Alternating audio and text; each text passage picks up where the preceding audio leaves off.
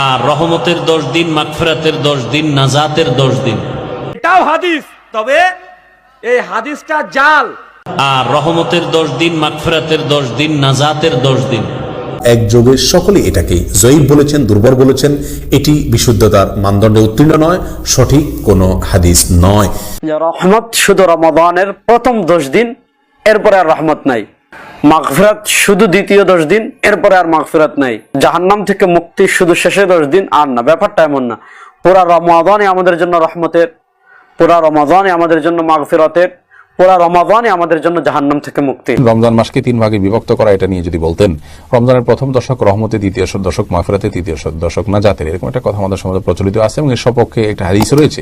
এই হাদিসের সনদকে মুহাদ্দিসিন ইকরাম দাঈফ বা দুর্বল বলেছেন। আসলে গোটা মাসব্যাপী আল্লাহ তাআলার রহমত, গোটা মাসব্যাপী আল্লাহ তাআলার নাজাত এবং মাগফিরাত থাকে। 10 দিন শুধু রহমত আর দ্বিতীয় দিন অন্য কিছু, এরকম কথা বিশুদ্ধ কোনো হাদিসে বর্ণিত হয়নি। যে একটা হাদিসে এসেছে যে আউয়ালুহু রাহমাতুন ওয়া আওসাতুহু মাগফিরা ওয়া আখিরুহু ইতকুম মিনান নার। এই হাদিসের কারণে আমাদের দেশে যে ক্যালেন্ডারগুলোতে দেখবেন প্রথম 10 দিন রহমতের, দ্বিতীয় 10 দিন মাগফিরাতের, তৃতীয় 10 দিন নাজাতের।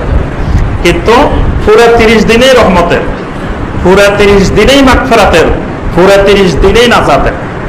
এখানে 10 দিন কোনো ভাগ নাই। ওই হাদিসটি সহিহ হাদিস না, ওই হাদিসের মধ্যে দুর্বলতা আছে, দঈফ হাদিস। সুতরাং দঈফ হাদিসের ভিত্তিতে কোনো ফজিলত নির্ধারণ করা যাবে না।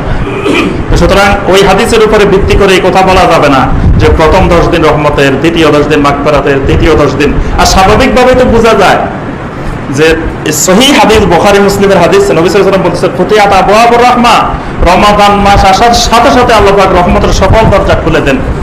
এই দরজা রমাদান শেষ হওয়া পর্যন্ত আল্লাহ পাক আর বন্ধ করেন না। তাহলে রহমত 10 দিন হবে কেন? রহমত তো 30 দিনেই, পুরা মাসে রহমত।